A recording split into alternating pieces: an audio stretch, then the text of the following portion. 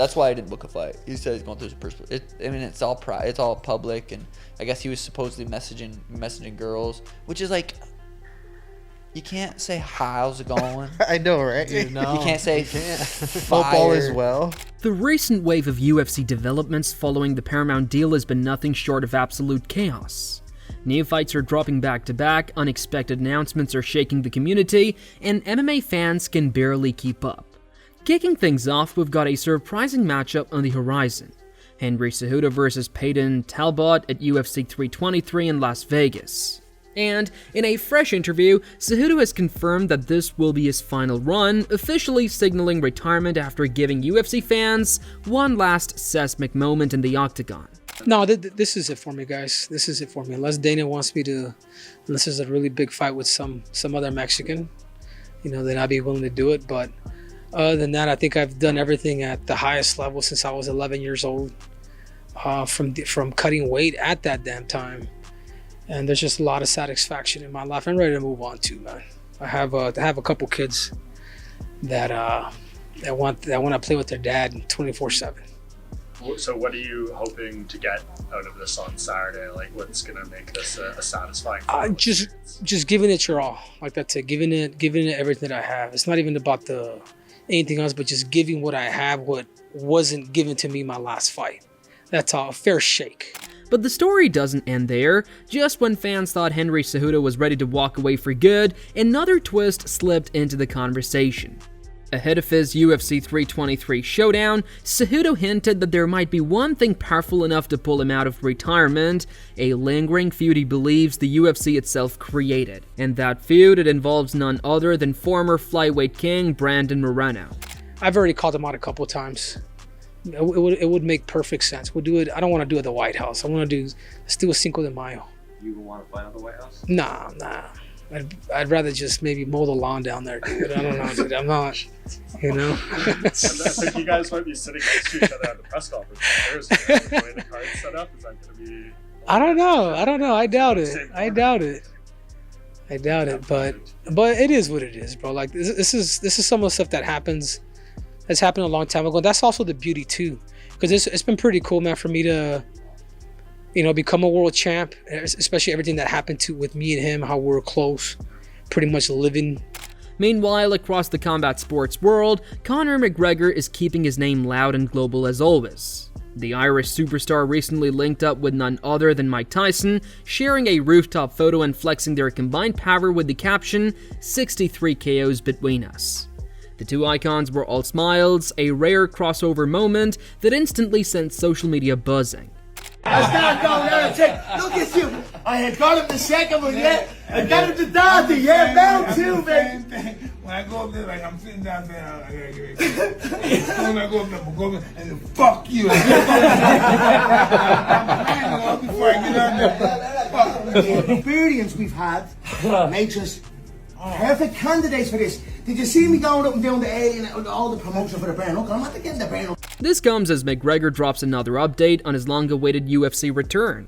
At 37, he's eyeing a massive comeback in 2026 with hopes of finally facing Michael Chandler on the UFC's historic White House card next summer. And, in classic Conor fashion, he kept it simple but confident, telling fans, "Training is going great, thank you God." Meanwhile, another matchup that has suddenly taken over MMA discussions is the potential showdown between Justin Gaethje and Paddy Pimblett. Despite catching a wave of backlash from a large part of the MMA community, the fight has somehow pulled everyone in, sparking non-stop debates, reactions, and hot takes across social media. And now, things have gotten even more interesting as champion Merab Dvalishvili has stepped in to give his thoughts. Merab called it a true 50-50 fight, but he also broke down the roadmap for both men, detailing how Gaethje could secure a win and exactly what Pimblett would need to do to pull off the upset. Paddy Pimblett versus Justin Gaethje, it's gonna be interesting fight because we know Paddy Pimblett, he does more jiu-jitsu grappling. If they go striking, I think Justin will beat him. But if they try more grappling, then Paddy got this, and who knows what they're gonna do, Either what kind of fights they will show. And yeah, I don't know who will be winning. Then Merab shifted his stance to an even bigger talking point: the idea of the Gaethje vs Pimblet winner potentially fighting Ilia Topuria. This angle sent shockwaves through the MMA community, with fans instantly debating whether Gaethje has the power to dethrone Topuria, or if Paddy could somehow be the one to crack the undefeated champion. But Merab didn't leave any room for confusion. Speaking on the matchup, he made his stance crystal clear: neither Gaethje nor Paddy can beat Ilia Topuria. According to Merab, the gap in skill, discipline, and precision is simply too wide, and his reasoning highlights exactly why Topuria is viewed as one of the most dangerous, complete, and dominant threats in MMA right now. So, whoever wins that fight, whether it is Paddy or Justin, how do you think they fare against when Ilia is ready to return? Yeah, they have no chance against Ilia. Either Paddy or Justin, Ilia, very good champion. We know he hits hard, and also he is good wrestler, good jiu-jitsu. Meanwhile, Ilia Topuria has quietly stepped away from UFC activity, taking an unexpected hiatus after announcing that he wouldn't be part of the division for now. At first, fans assumed it was a strategic break, but now the real reason is beginning to surface. Ilia is in trouble. Reports confirm that his wife, Georgina Euskadagui-Bedell, has officially filed for divorce. The couple had already separated at the start of October, but things have now escalated to the legal stage. What was once viewed as a private split has turned into a public storm, putting the undefeated champion right in the middle of a deeply personal battle outside the octagon. And that's not all. Along with the divorce filing, Georgina Bedell is reportedly pursuing 50% of Ilia Topuria's assets. With the UFC star's net worth estimated at over $2 million, the settlement could become a massive financial hit for the undefeated champion. Whether she walks away with the full amount, a negotiated slice, or nothing close to half remains uncertain, but what is clear is that this could turn into a long, complicated legal process. Months, maybe more, and for Ilia it adds yet another layer of pressure at a time when his career and personal life are heading in two very different directions. And as the news of Ilia Topuria's divorce spreads, reactions from around the MMA world are beginning to roll in. One of the first to speak on it was Sean O'Malley, who's currently locked in training camp for UFC 324. You'd think his focus would be entirely on Song Yadong, but in today's MMA landscape, even fight camps can't escape trending headlines and personal controversies. What do we go to next? The Ilia stuff, you guys see that? Going through the divorce, his wife supposedly trying to take 50%. God, dude. I feel so, that sucks. And it's all public, which makes it even just fucking worse. I've seen a lot of shit. I've been through some shit where it was just like, I didn't have to do, it wasn't on the public. Got to the other side, everything's good, but when you're going through that type of shit, you definitely don't want to be in fight camp. O'Malley didn't go looking for the drama, but once the topic landed on his radar, he didn't shy away from giving his take. He admitted the situation sucks, and what makes it even worse, he said, is how public the whole ordeal has become. But Sugar didn't stop there. He even floated the possibility that these personal issues might be the very reason Topuria hasn't booked another fight. Is that why he pulled out, or just... That's why I didn't book a fight. He said he's going through his personal. It's all public, and I guess he was supposedly messaging girls. O'Malley also weighed in on the wave of online chatter surrounding Ilia, especially the accusations claiming he had been sending messages to other women during this entire situation. He joked lightly about how easily things can be blown out of proportion in today's screenshot-driven world, where even a harmless message can turn into a viral drama. But behind the humor, he shifted to a more serious note, saying the whole situation is tough enough on its own, let alone with the added noise of allegations and social media speculation. With two young kids in the middle of it all, he made it clear that this goes far beyond MMA headlines.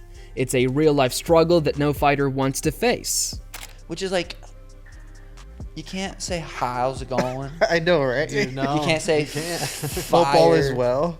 Hope you're doing good. Hope you're doing well. Hope you're doing well. Nice tits. You can't be nice to the other species when you're married. I just don't understand. I thought like it was him. Dude, there was a funny ass TikTok about they put you in the drama. They said that his girl was messaging you. Oh, God, not I should have sent you the TikTok. Absolutely It was hilarious. unfucking true. Yeah, no, that sucks. So I do genuinely feel bad for him, and yeah, I mean, all that shit. Oh, he's got 2 kids. It's like when you add kids to the mix, that's what makes it. That's really what makes it just so hard to deal with. While the MMA world is buzzing over Ilia Topuria's personal turmoil, the octagon keeps moving, and another fight has fans and fighters locked in debates. The potential Merab Dvalishvili versus Peter Yan rematch, and rising stars like Jack Della Maddalena and Ian Gary are backing Merab, pointing to his relentless pace, suffocating pressure, and chain wrestling. The very tools that gave Yan trouble in their first encounter. They believe Merab has only sharpened these strengths, making him even more dangerous in a second showdown. For them, the rematch isn't a question of if Merab wins, it's whether Yan can even withstand the intensity he brings. I don't think there's anything Piotr Yan can do to stop Merab. Merab's just relentless. He just needs to put the foot on the pedal now and start finishing people, and he will genuinely be cementing himself as one of the greatest fighters we've ever seen. I think Merab will get it done. I love Peter Yan's style, but Merab's on a different level at the moment. His cardio, his relentless pressure will be too much for Peter Yan. If you ask me skill for skill and stylistically, the matchup is going to Merab. Hard one. Peter Yan. He's my old friend, you know, by decision. I think Merab gonna win, yeah. He's a champ, he's beating everybody, so I think he's gonna keep it as a champ. That's gonna be a great fight. I think right now, Merab's the guy, until somebody proves him wrong. On the flip side, some fighters are placing their faith in Peter Yan for a different outcome. Names like Michael Morales, Arman Tsarukyan, and Carlos Prates argue that Yan has evolved since their last clash. With improved striking accuracy, smarter takedown defense, and better in-flight adjustments, they believe he could reverse the result and claim victory this time around. For those backing Yan, this match represents redemption, a chance for him to show he has learned from his first fight, anticipate Merab's pressure, and execute a cleaner, more calculated game plan. Figures out his style, then it's gotta be Merab. I feel like Merab now is on the corral, so I'll go Merab. Just outpaced everybody. I see Merab retaining his title, winning most likely a decision, but he is getting better. I mean, he finished Sean, he almost knocked out Corey, but I see him coasting to a decision and just doing what Merab does. And finally, we have a shocking revelation from Ali Abdelaziz, the manager of double champion Islam Makhachev. He recently shared updates on who could be next for Islam. While Kamaru Usman has long been their ideal matchup, Abdelaziz revealed that Ian Gary and Usman were both on the table for Makhachev. Not in the distant future, but specifically for the UFC 324 card.